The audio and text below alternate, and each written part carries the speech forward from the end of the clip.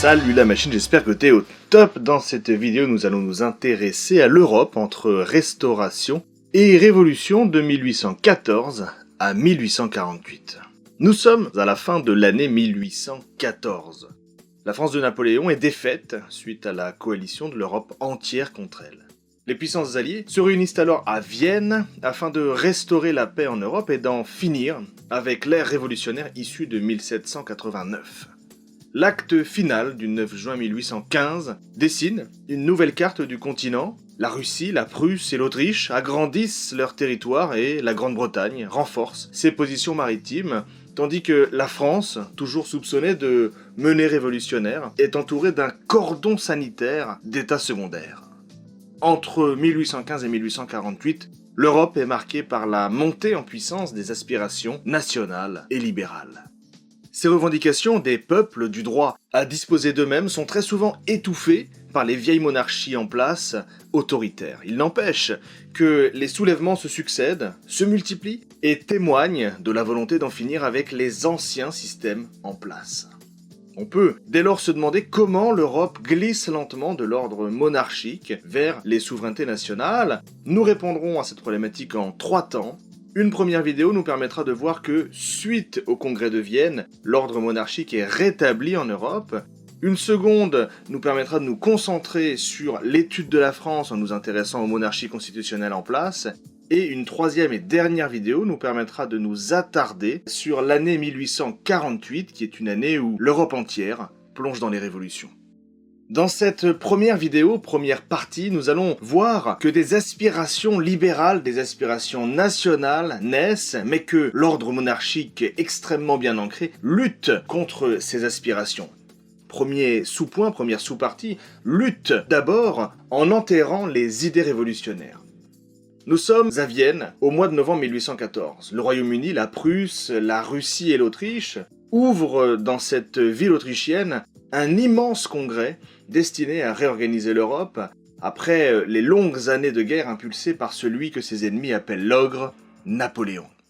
Le congrès de Vienne, rassemble les grands diplomates de l'époque, Metternich pour l'Autriche, Talleyrand pour la France, ou le tsar Alexandre Ier en personne pour la Russie.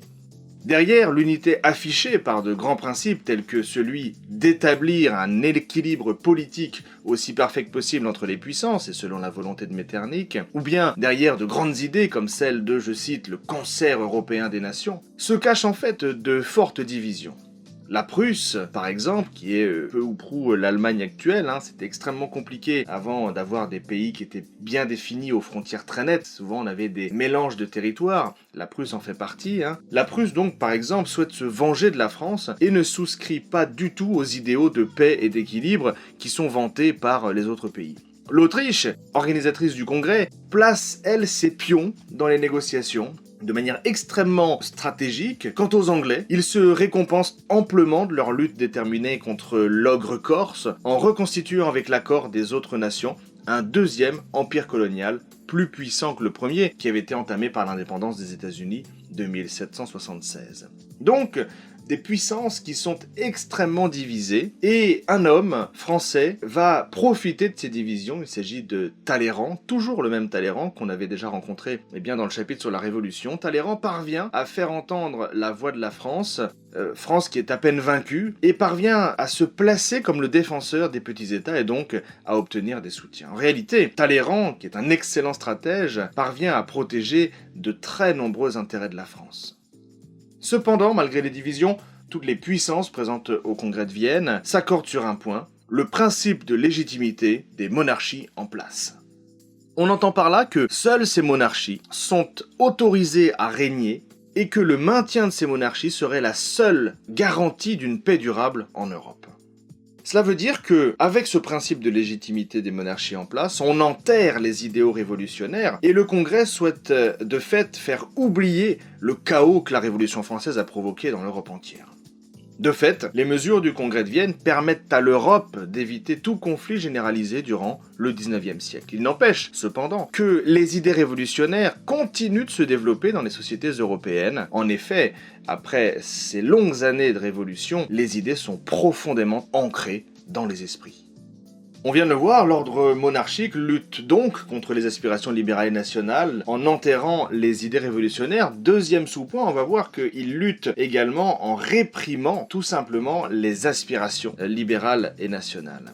La paix, voulue par le Congrès de Vienne, ainsi que le désir d'un équilibre géopolitique ont un prix, cette répression dans le sang des aspirations libérales et nationales. Alors, on entend par ces deux termes que j'ai déjà prononcés un certain nombre de fois, deux choses.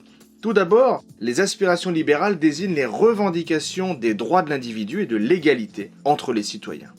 Les aspirations nationales, l'expression aspiration nationale désigne la volonté de groupes d'individus de partager une unité culturelle ou historique et donc de se constituer en État. Et ce sont ces deux éléments qui forment le désir de ce qu'on appelle l'unité nationale. Bien sûr, ces idées d'unité nationale, d'aspiration libérale et nationale, vont à l'encontre des systèmes monarchiques et impériaux, car ces systèmes monarchiques et impériaux se partagent les territoires sans jamais prendre en considération les spécificités ni les souhaits des populations. Et dans le cas d'empires multinationaux comme l'Autriche, qui sont de véritables mosaïques ethniques et culturelles, on imagine la complexité de la question.